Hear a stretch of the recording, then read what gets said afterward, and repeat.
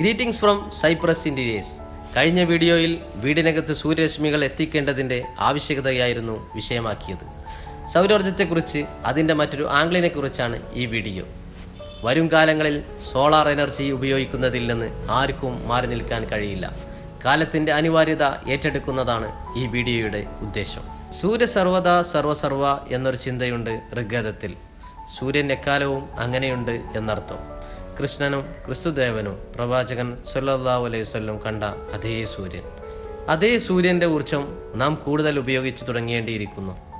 Oil, natural gas, കൽക്കരി തുടങ്ങിയ fossil energy ഉപയോഗിച്ച് തീരുന്ന ഒരു ദിവസം വരും തലമുറകളുടെ വെൽനെസ്സിനെ കുറിച്ച് ചിന്തിക്കുന്നുവെങ്കിൽ ഉപയോഗിക്കും തോറും പുനഃസൃഷ്ടിക്കപ്പെടുന്ന എനർജിയിലേക്ക് ശ്രദ്ധ തിരിക്കേണ്ടിയിരിക്കുന്നു.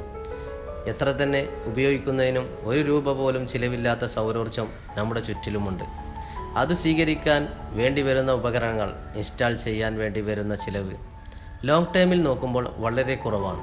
ഗ്ലോബൽ വാർമിങ്ങിനെ കുറിച്ച് ലോകം വിലപിക്കുന്ന കാലമാണിത്. അന്തരീക്ഷ മലിനീകരണം വല്ലാതെ പെരുകുന്ന കാലം.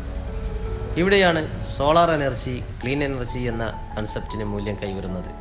സൗരോർജ്ജത്തെ വൈദ്യുതോർജ്ജമാക്കുമ്പോൾ അന്തരീക്ഷത്തെ മലിനമാക്കുന്ന രീതിയിൽ കാർബൺ ഡൈ ഓക്സൈഡോ മീഥേനോ ഗ്രീൻ ഹൗസ് ഗ്യാസ് ഇഷ്യൂസോ ഉണ്ടാവുന്നില്ല എന്നത് വസ്തുതയാണ്. ആയിരക്കണക്കിന് വർഷങ്ങൾക്ക് മുമ്പേ നമ്മുടെ പൂർവികർ അവരുടേതായ രീതിയിൽ സൗരോർജ്ജത്തെ ഉപയോഗിച്ചിരുന്നു. വിജ്ഞാനം വിരൽത്തുമ്പിലെന്ന് അഭിമാനിക്കുന്ന വർത്തമാനകാലത്തിൽ ക്ലീൻ എനർജി എന്ന ആശയത്തോട് മുഖം തിരിക്കാൻ കഴിയില്ല. 70കളിലെ ഓയിൽ ക്രൈസിസ് മുതൽ ഫോസിൽ എനർജിയുടെ ഉപയോഗം കുറക്കണമെന്ന് നമ്മൾ മനസ്സിലാക്കിയിരുന്നു. പക്ഷേ അതിനുവേണ്ടി പ്രയത്നിച്ചില്ല. ഇനിയെങ്കിലും നമ്മൾ ഉണരേണ്ടിയിരിക്കുന്നു. അല്ലെങ്കിൽ അന്തരീക്ഷം മലിനമാക്കി തകർത്ത തലമുറ എന്ന് കാലം മുദ്രകുത്തും.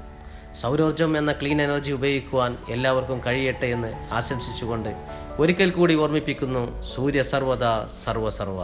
Thank you for watching this video. See you next time with another topic. Until then, I bid you adieu.